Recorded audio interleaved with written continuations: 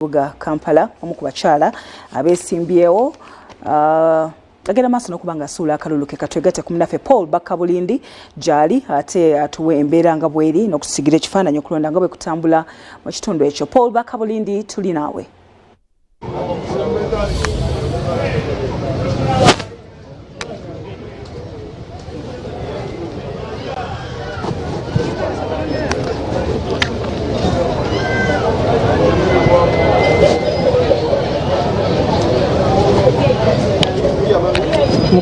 Muko eh?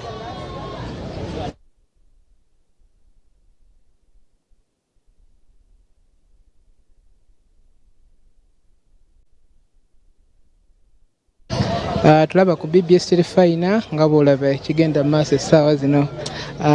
Ye akwatidde ekibiina kya DP Bendera okuvuganya ku kifo ky'obwaloodimmeeya bwa Kampala. Beatrice Mao atuuse wano e Busabala mu Lukagwa Najjanankumbi 1 polling station eno eri ku luguudo lw'e Busabala wano wasuulidde akalulu ke akaseera kano nga bw'olaba awerekeddwako minisita wa ssemateeka Nesiga Eddamuzi Norbert Mao, era ng'ono naye yamaze okulondebwa ku kifo ky'obubaka bwa Parliament obw'ekitundu ekimu mu disitulikiti ey'eggulu. So mu kaseera kano mukyala Beatrice Mao oyinza okugamba mu njogera ennyangu nti amaze okweronda, era oluvannyuma lw'okweronda n'alonda ne bakansala oboolyawo baayagala okukola nabo ku lukiiko olukulu olwa KCCA nga bw'olaba.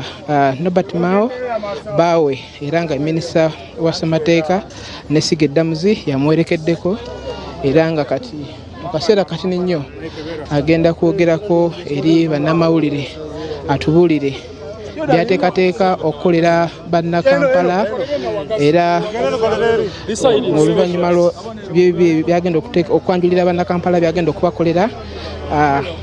Tusuubira nti akakiiko k'ebyokulonda akawungeezi akaleero babonako olunaku olw'enkya kajja kuba kamaze okulangirira omuwanguzi omutuufu ku kifo kino. Beatrice Mao avuganya ne munnakibiina kya NUP Ronald Balimwezo Nsubuga, munnakibiina kya PFF Lord Mayor Erias Lukwago n'abalala, era nga mu kaseera kano agenda kwogerako eri bannamawulire.